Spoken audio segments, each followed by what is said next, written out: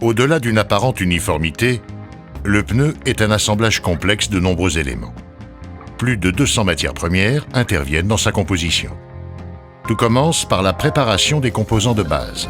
Les gommes sont constituées de 4 types de matériaux.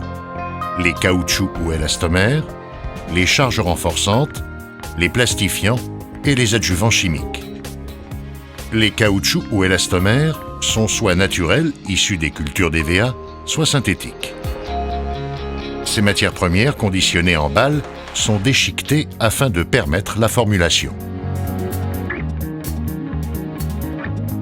À ces élastomères s'ajoutent les charges renforçantes, le noir de carbone et la silice, qui confèrent à la gomme sa résistance à l'usure.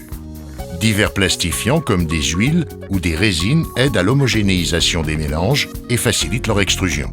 D'autres ingrédients se présentent sous forme de poudre ou de granulés. Il s'agit des adjuvants chimiques. Leur dosage est une opération extrêmement complexe à l'échelle industrielle. La formulation doit être précise et régulière dans le temps. Parmi ces adjuvants, notons le soufre. Nous le verrons plus tard, il joue un rôle essentiel pour l'obtention des propriétés mécaniques des gommes. Tous ces constituants sont intimement mélangés jusqu'à une homogénéité parfaite. La façon de mélanger et de cuire ces divers constituants a autant d'importance sur les performances du pneu que le choix et les proportions des matériaux.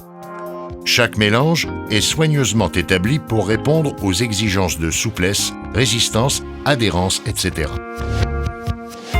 Les gommes ainsi obtenues sont identifiées pour une traçabilité totale et conditionnées pour être ensuite transformées.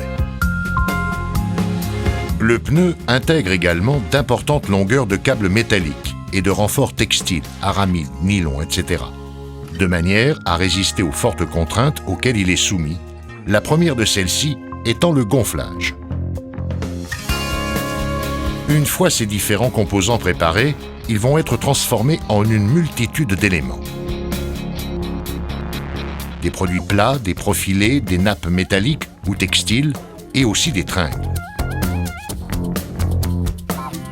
Commence alors la fabrication sur le tambour, un cylindre rotatif dont les extrémités peuvent être rapprochées et la partie centrale gonflée.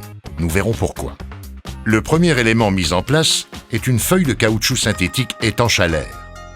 Cette couche fait office de chambre à air. Dans un deuxième temps, une nappe textile enrobée de caoutchouc est ajoutée. Ces renforts formeront la carcasse radiale du pneu.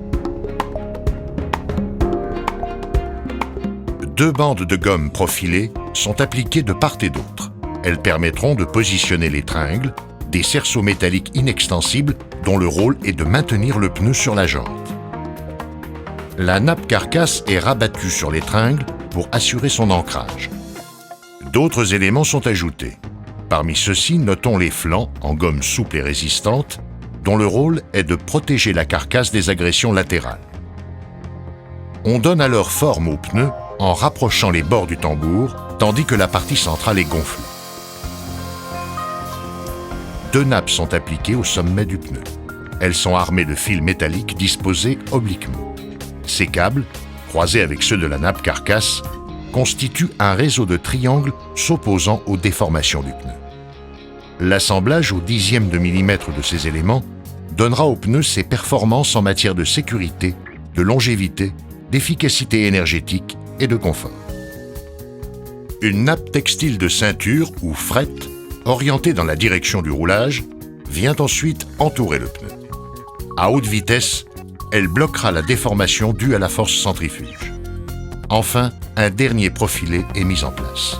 Il correspond à la partie en contact avec le sol, la bande de roulement. L'ébauche de pneu est terminée. Elle est acheminée dans le moule de cuisson.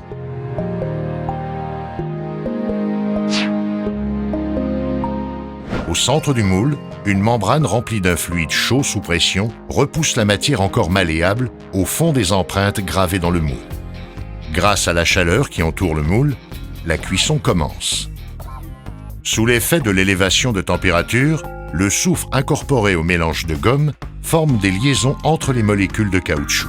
C'est la vulcanisation. Dès lors, le caoutchouc passe de l'état plastique à l'état élastique. Après refroidissement en sortie de moule, le pneu a acquis sa forme et ses propriétés définitives.